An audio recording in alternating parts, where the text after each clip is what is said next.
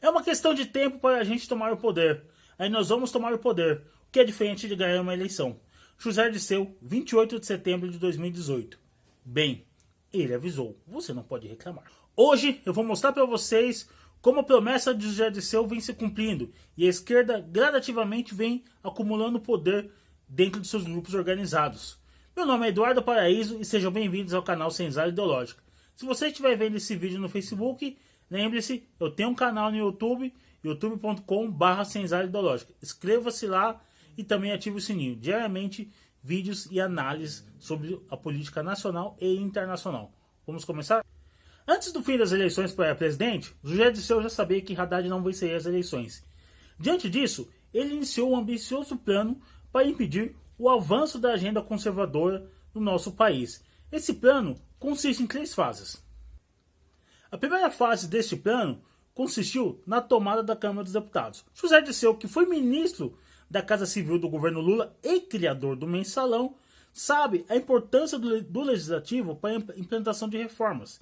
Portanto, ele optou por tomar conta do legislativo, travando assim o avanço da agenda conservadora. A pessoa responsável por executar esse plano foi Orlando Silva, do PCdoB.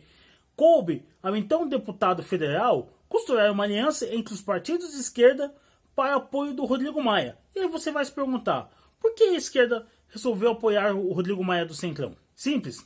Lembra que eu expliquei para vocês que poder é capacidade que um indivíduo tem de determinar as ações de outras pessoas?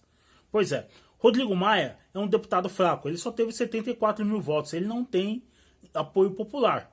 E também ele não tem muito apoio nos demais partidos. O que acontece? Ele se torna facilmente influenciável pela esquerda, que precisava de uma pessoa fraca no comando da Câmara dos Deputados para agir como sua marionete.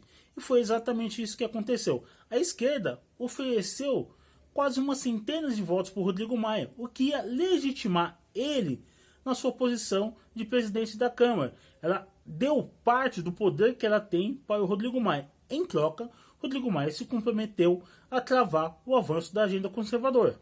E aqui você vai entender a importância de uma militância organizada que o professor Olavo tanto fala e que faz muita falta ao governo Bolsonaro.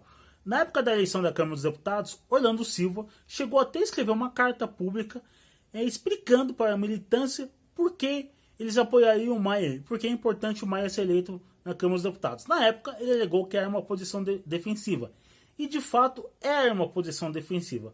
Mas, a partir dessa posição, a esquerda pode efetuar ataques. E a militância entendeu e obedeceu ao comando. Tanto é que a imprensa, que é militante de esquerda, trata o Rodrigo Maia como primeiro-ministro. A segunda fase do plano de José Dirceu consistiu em cooptar os descontentes. Outra frase do ex-ministro do governo Lula. Ele disse, a cadeira de presidente queima. E realmente queima. Bolsonaro foi eleito prometendo acabar com a corrupção e presidencialismo de coalizão, que tanto assola o nosso país. E desta forma, ele não fez loteamento de cargos. Isso gerou um grande grupo de pessoas descontentes. Muitos apoiadores do Bolsonaro acharam que após o presidente ganhar a eleição, ele ia distribuir alguns cargos, fazendo uma espécie de mini mensalão. Mas não foi isso que o Bolsonaro fez, até porque o presidente sabe que a partir do momento que ele fizer isso, ele vai perder apoio popular. E sem apoio popular, ele perde o cargo do presidente da República. Portanto, o Bolsonaro ele não cogita em hipótese alguma fazer um esquema de loteamento de cargos. O caso mais notório são dos deputados Alexandre Frota e Joyce Hasselmann. Frota e Joyce Hasselmann eram extremamente criticados pela esquerda, mas a partir do momento que eles traíram o governo Bolsonaro, acabou. A imprensa trata eles como querido. O Alexandre Frota, de ator pornô, virou agora uma espécie de subcelebridade. Outro grupo que também foi cooptado pela turma do José Dirceu é o grupo do oficial generalato. Sim, você que está aí pedindo intervenção militar, você não tem ideia da loucura que você está fazendo. Nossos oficiais generais são todos melancias, verde por fora e vermelho por dentro. Muitos deles têm até como grande amigo Aldo Rebelo. Mas isto eu vou deixar para um próximo vídeo. Para você entender melhor a terceira fase, eu vou começar com o ensinamento de Sun Tzu. Mergulha o seu inimigo em inesgotáveis provocações até ele ficar esgotado. O filósofo chinês Sun Tzu, ele ensinava no seu livro Arte da Guerra que você devia estar sempre provocando o inimigo e provocar o seu esgotamento. Por quê? Porque um exército estafado, esgotado, ele é uma presa fácil. Pegando esses ensinamentos e aplicando na nossa realidade, a estratégia da esquerda é ficar esgotando tanto o presidente quanto seus apoiadores. Repare que toda semana tem uma polêmica no governo. Toda semana tem Moro vai ser demitido, Guedes vai ser demitido, Mandetta vai ser demitido. Pois é que esse aí em breve vai ser mesmo, tá? Rodrigo Maia falando, não, o Bolsonaro não faz articulação. A todo momento tem uma polêmica, tem o que eu chamo de jogo catimbado. Quem gosta de futebol vai entender o que eu estou falando. É muito comum no jogo da Libertadores, os argentinos que têm uma qualidade técnica inferior dos brasileiros, exceto o Messi, eles catimbarem o jogo, ou seja, eles fazem falta a todo momento para irritar os brasileiros, e os brasileiros irritados não conseguiam usar seu talento e acabam perdendo o controle emocional e perdendo o jogo. Essa é a mesma tática que a esquerda está aplicando em cima do governo Bolsonaro, vem catimbando. Não só para esgotar o presidente, mas principalmente para desgastar você, para que você fique cansado dessa luta, dessa guerra e desista de lutar sem antes que a batalha comece. Após posicionar suas peças, José Dirceu só estava à espera de uma oportunidade para atacar. E esta oportunidade surgiu com esse evento que nós estamos vivendo agora, cujo nome eu não posso falar, porque senão dá problema no YouTube. Esta foi a oportunidade perfeita, porque a população com medo, ela tende a abrir mão das suas liberdades individuais. E agora a esquerda avança com força total. Enquanto a turma do Leblon e da Vila Madalena bate panela, pois é, né? E nem adianta você mandar eles enfiarem naquele lugar, porque eles curtem, tá, pessoal? Desiste. Enquanto essa turma bate panela, governadores da esquerda e governadores do Centrão, que tem uma aliança com a esquerda, implantam uma agenda que está praticamente transformando o Brasil na Ursal. Pois é, Daciolo, você tinha razão. País afora, as pessoas estão sendo impedidas de trabalhar. A desculpa é a quarentena, mas na verdade, isso também está sendo utilizado para fins políticos. Porque sem trabalhar a pessoa não consegue gerar renda, sem renda ela não consegue dinheiro para comer. E sem comida ela vai precisar em algum momento do auxílio estatal. Veja que em um estado, o empresário que estava distribuindo cesta básica, ele foi preso, tá? A desculpa que ele estava fazendo aglomeração. Só que quando o mesmo governador distribui cesta básica, ele faz aglomeração e nada acontece.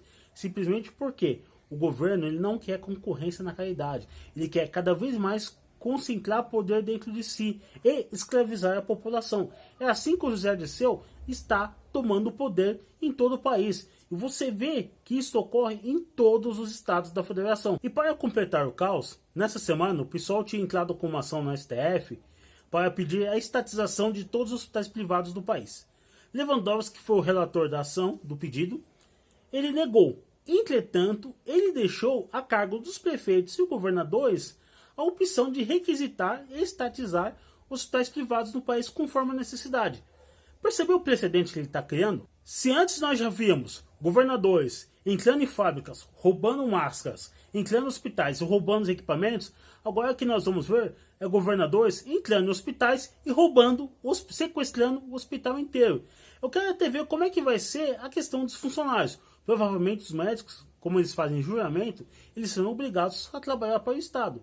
Até porque, se o médico se nega a atender o paciente, o CRM, que é um conselho estatal soviético, vai caçar a licença dele e o médico não vai poder trabalhar. Percebeu agora como está se dando a tomada de poder no nosso país? Inclusive, o governador da Bahia já publicou um decreto permitindo que o Estado assuma hospitais privados e não caracterize vínculo empregatício entre o Estado e os funcionários. Vai ser interessante como vai se dar essa briga depois. Por quê? O hospital vai ser estatizado, só que o custo da folha de pagamento vai ficar com o empresário. Você deve estar se perguntando agora, Eduardo, então a gente perdeu, o Brasil vai se tornar de fato um país socialista. Pois bem, primeiro que o Brasil já é um país socialista. Segundo que ainda há uma esperança. Mesmo com toda a tomada de poder, ainda há uma coisa chamada eleição. Tá? E os prefeitos eles vão submeter ao seu voto, à sua aprovação, daqui a alguns meses. Então cabe a você começar a pressioná-los agora. E por que pressionar os prefeitos? Simples, eles são o elo mais fraco da cadeia. O prefeito, por estar muito próximo da população, principalmente em pequenas e médias cidades, ele é facilmente manipulado pela opinião pública. Então, a partir do momento que você começar a protestar, mesmo em casa, nas redes sociais, contra o prefeito, ele vai sentir essa pressão. E como tem eleição daqui a alguns meses, ele vai se resguardar. Então, portanto, cabe a você a não ficar calado e se mexer. A segunda coisa que você tem que fazer é seguir os ensinamentos de Jigoro Kano, o inventor do judô. Use a força do seu oponente contra ele mesmo. Nunca use força contra força. O Estado está te coagindo e mandando você fechar seus negócios, te impedindo de trabalhar. Simples. Lei de abuso de autoridade. Os prefeitos e governadores, eles não têm autoridade para revogar um artigo constitucional. E o direito de vir é resguardado pela Constituição.